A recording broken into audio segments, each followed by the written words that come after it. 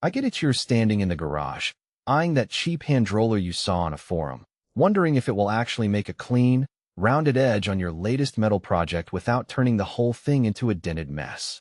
You've probably spent a few minutes scrolling through best bead roller lists, feeling the pull of a lower-priced option, then catching a quick comment about a motorized version that supposedly saves you sweat.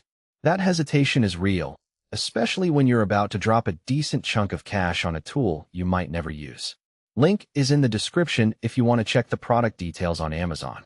When I started digging into the 24-inch power bead roller from Woodward Fab, the first thing I did was watch a handful of shop floor videos where people actually mounted the thing on a bench and ran sheet metal through it.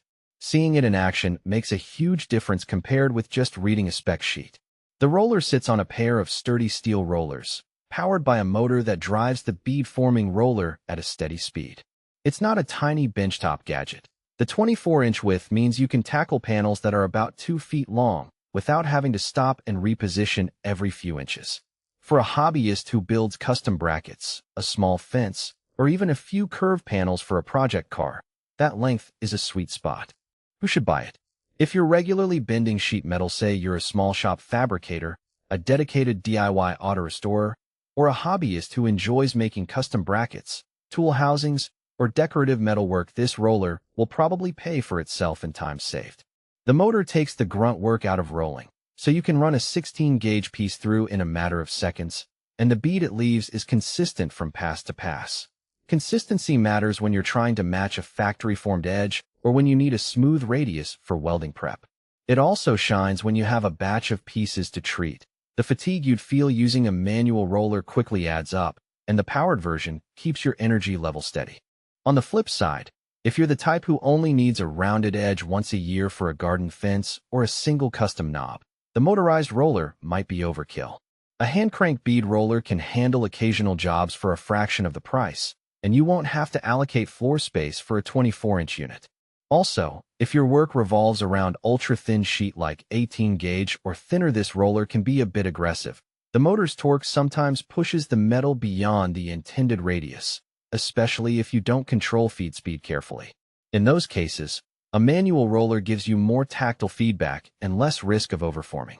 Now, let's talk about the practical strengths that really show up when you put the thing to use.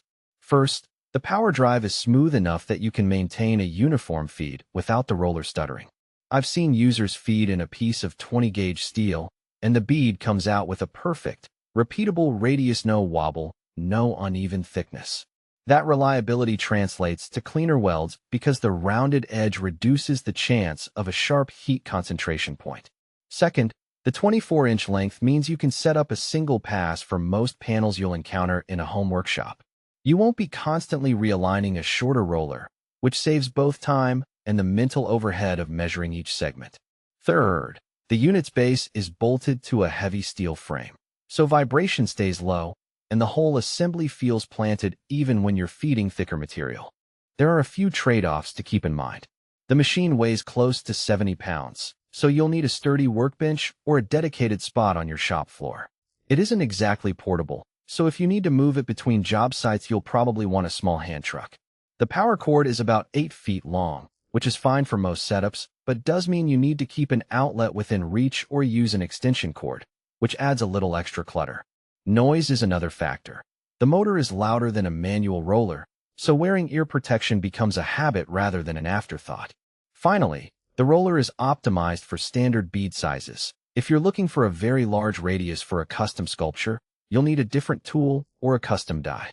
Value-wise, the Woodward Fab roller sits in a price bracket that's higher than a basic hand roller, but lower than industrial-grade equipment you'd see in a full-scale fabricating shop.